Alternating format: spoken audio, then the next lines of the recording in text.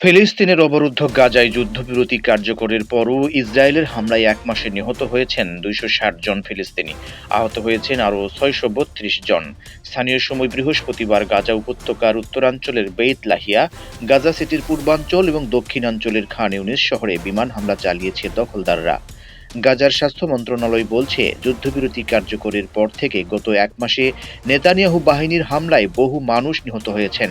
আহত হয়েছেন ৬ শতাধিক ফিলিস্তিনি। অধিকৃত পশ্চিম তীরেও অব্যাহত রয়েছে নেতানিয়াহু বাহিনীর হামলা ও অভিযান।